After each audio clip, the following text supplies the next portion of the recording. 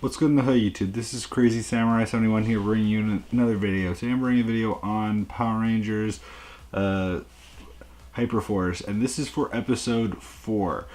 I'll tell you this much right now, episode 4 probably was the best episode of the show so far. And again, I'm only talking about 4 episodes, so it's not a lot of episodes to base it off of, but of the ones that have come out so far, definitely probably the best episode.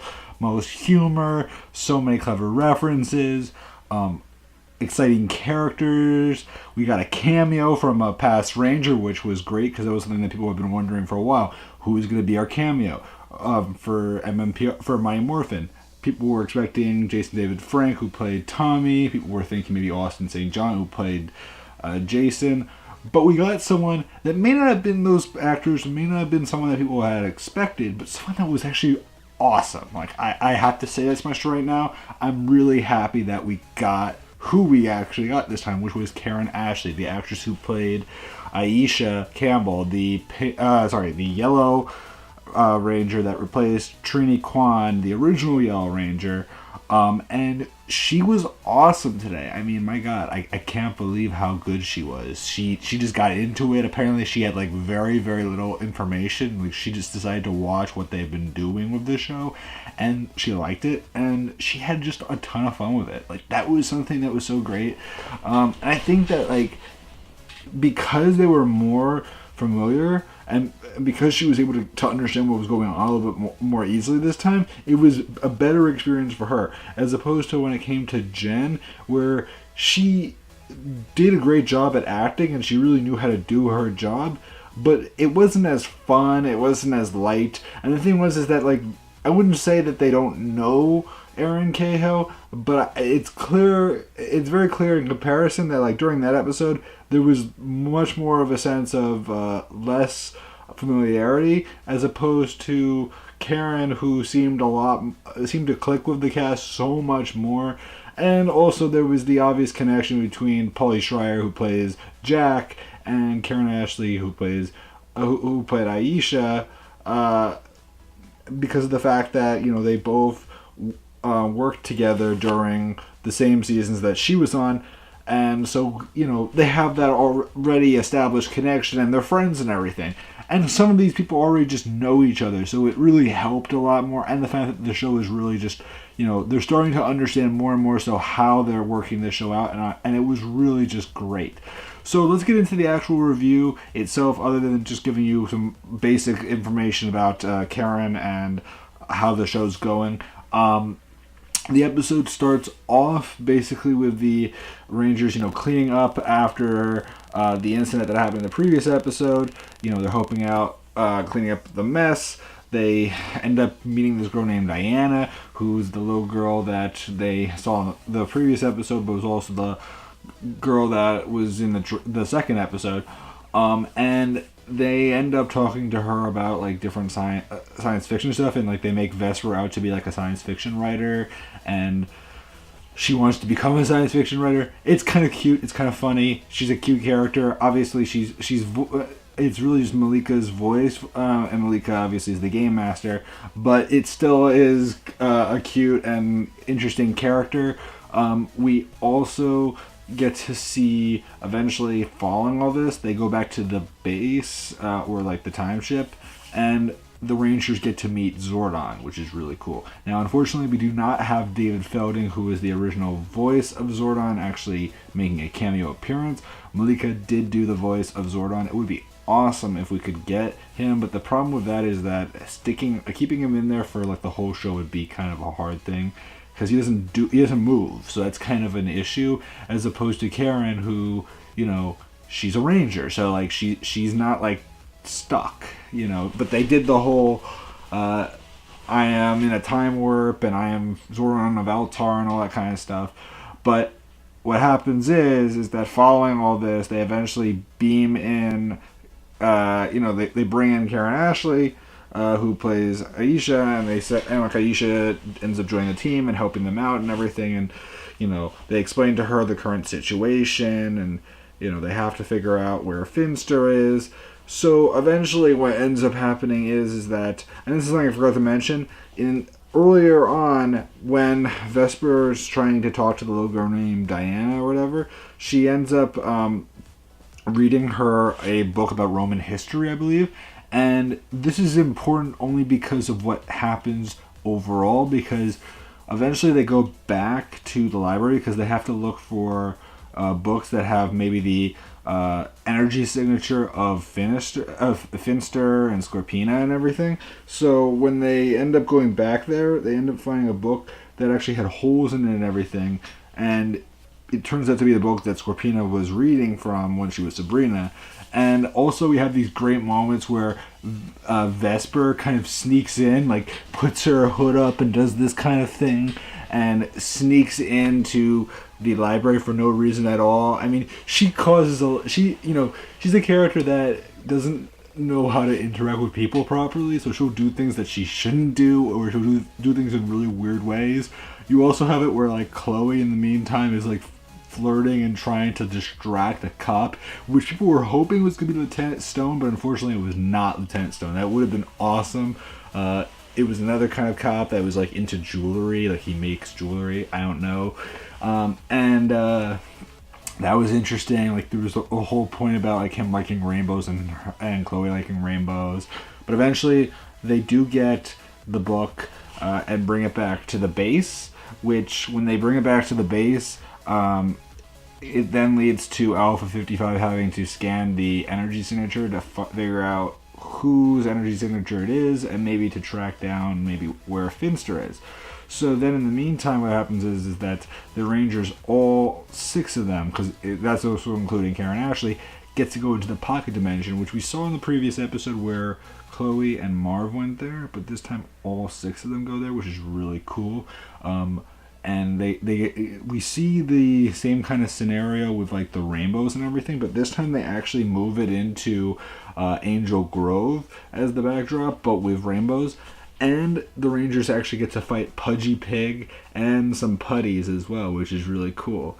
So that's kind of a neat throwback as far as monsters go, and the putties are great as well.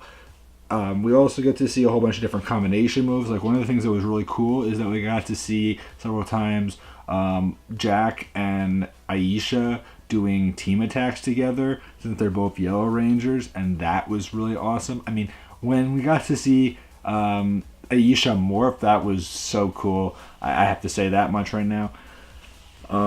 Additionally, we saw several different attacks, different combination moves that involved their individual weapons, and they actually this time around actually said what Marv's weapon is, which is the Apatos claws, because they didn't really say that in the previous episode. Like they mentioned the claws, but they didn't mention like what it was called, even though like if you know what they're supposed to be based off of, then you would know from that. But yeah, like they say that, and like Kriya's hammer for Jack, so that's important. And obviously the other thing is that they really rely on like the main form of the weapon rather than on like the secondary modes of it, which I personally think is better, because it's so much more confusing when you add like the secondary modes, because then you're like, oh, he's using the disc mode versus the axe mode, like it gets a little bit more confusing, which I'm glad that they kind of just tone it down to just the basic form of them. So like the trident, the claws, the hammer, the axe, all that kind of stuff, rather than doing the other stuff, which so much better. Anyway, all that happens. We also see when they, after the pocket dimension situation happens, eventually they do end up detecting some energy signatures, and it turns out to be signatures located in Europe, and they go to Rome, because that's where the signature is based in, which is basically where the book was talking about. And so there's this whole entire connection there. So then the thing is that how do they head to Rome when the ship can't travel? So what do? They actually use Aisha's Sabretooth, Griffon, Sabretooth Tiger, Griffon Thunderzord to bring them there. And that's kind of cool to see that. Unfortunately, we do not actually see, like, she doesn't do the whole entire summoning of the Zords. Like, we don't see the actual Zord being summoned, but we do see, like, her calling the Zord, and her morphing, you know, so that's something. And they actually go all together into the Zord. Like, it's really funny because, like, for example, Jack has to stay in, like, the bathroom of the Zord, which is really uncomfortable, while like, the others stay in, like, the main area. And there's just a whole bunch of different situations. Eventually, what do you call it? When they get there, they end up traveling around. They meet these tourists and vendors. This guy named Massimo, who they meet, who is, you know, who speaks with a certain European accent, and then them as actors try to do different accents that usually are terrible but are hysterical to listen to, which was great. I mean, the accents were so much fun. We did get to see, I'm trying to think now, the Rangers do end up meeting up with Finster, who talks about things, his work as though it's art and everything, and how great his stuff is, which is kind of different than his character in the show, yet I get it. I mean, he wasn't really focused on it from an artistic perspective in the show. He was more so like he wanted to be appreciated, but it wasn't that he was looking at it from an artistic perspective. That's something that they kind of decided to do, which was a little different, but something that I definitely noted in general. But it was fine. Additionally, we also see Volcanos and Scorpina return, and also eventually they summon a gladiator monster, which leads to Aisha summoning the saber-toothed tiger Griffon Thunderzord, which is cool, and the Rangers do get to pilot that. But also we have this moment where like Chloe and Marv end up going down to where the Roman Coliseum is, because that's where they're fighting in. Well, near, because they're trying to make sure that no one actually, that the Coliseum doesn't fall to shambles even further than it already is. And they end up having to stop like the tourists, including like Massimo, and like direct them towards eating gelato instead. Weird stuff, but like, you know, the show's trying to be interesting, trying to do its own thing, which is cool. But anyway, the Rangers do use the Griffon Thunderzord, and that's really cool. They do all sorts of attacks. We also see at certain points where like Aisha gets to use her original screen used weapons and stuff. So like, for example, they brought out like a blade blaster and her power dagger. Not her power dagger. Yeah, you know, her power daggers, and you know, just different things that were based on her. And as a whole, it was cool. And eventually, when everything is said and done, Scorpina and Volcanos disappear. The gladiator monster gets destroyed by the Rangers using their combined strength against the monster, and there's even several points where the two yellows fight together, which is something that's really brought up a whole bunch, and I loved it. And there was a lot of cheering and a lot of appreciation for Eddie throughout this episode. Additionally, the way that they make it work so that it doesn't necessarily ruin the canon aspect of the story, where like, you know, why wouldn't this have been something mentioned in MMPR, which you would think to yourself, well, that happened years ago, so why would it even be a thing? But still, they end up saying, like, Zordon, you know, congratulates them on their efforts in battle, and then he what do you call it? He tells Aisha that she can never talk to them again, and that she can't tell any of her other Rangers about this. So basically, she's the only one that knows about it, and no one else. So she never told Kat. She never told Kim. It was just basically that kind of situation. So as far as things go, that's interesting. The Fireside Chat was also really good because we got to hear some interesting bits from her. She also got to bring out her original suit, which was really cool to see that as well. So she took out like the boots and the gloves and also the actual suit, which she said, now like I can't imagine how I was able to fit into this, because that was before I really had bones, because she used to be really thin. Like if you look at her now, and I'm not saying, like, she's not heavy, but she's, she was very, very thin when she was originally on the show, and she grew older, and her body developed out a lot more. So that's something to always note. People grow up, but perfectly fine. It was fun. The Fireside Chat talked about that and her connection to like Polly, and like her being the first actor that Andre, the actor who plays Eddie, ever met at a convention and got to speak to in person. So like, there was a lot of connections there. We also got to see for once Vesper talking during the Fireside Chat, which was cool. And the morpher, I believe they said, was the original morpher that she used in the show, which is really cool. So a lot of the props were ones that they actually gave, that were either ones based off of the toys, or they were ones that she actually used in the show. Like she actually had them. Again, it's not really clear in a lot of cases, because some of these things I kind of question whether or not the accuracy of saying that or not, because in many cases I'm pretty sure that they weren't allowed to keep a lot of stuff, so maybe she was one of the few that actually was able to. I just don't know. I don't want to say that for a fact, even though she did kind of make it out like it was all hers. It's kind of a something that makes me kind of curious and a little bit it makes me question a lot of things, but still interesting. So I love your opinions. Did you guys enjoy this episode? I personally did.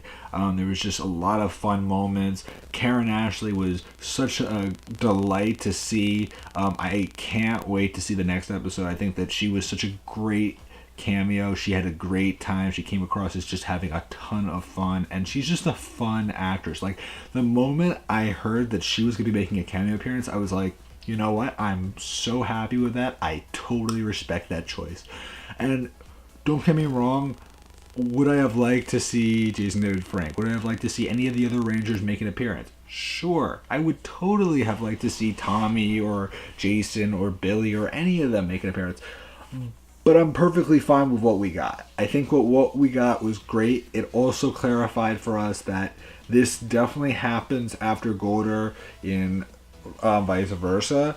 Golder vice versa, because of the fact that she has her powers, and the last episode kind of paid attention to that, made references to the 30th episode of the second season. So this is definitely during the second season, but more than halfway through the season itself, past the point that she's become a Ranger. As far as how far past the point, I would imagine a couple of episodes, at least, just because of the fact that it sounds like she had already become like a Ranger, and it wasn't like her first time being a Ranger. Like she had done this a couple of times at least, just from how it sounded.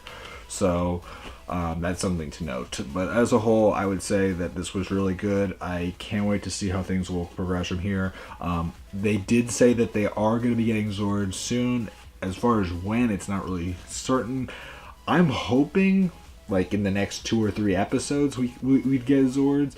Again, people were even thinking that we're just not going to get Zords at all. We are going to get Zords. It's just it hasn't happened yet. So just please remember to like, comment, subscribe. Tell me what you guys think. I hope you guys enjoy this video. I personally did a lot, and please remember to like, comment, subscribe, and I'll see you guys in the next video. So until then, guys, I'm Crazy Samurai 1, and goodbye, guys.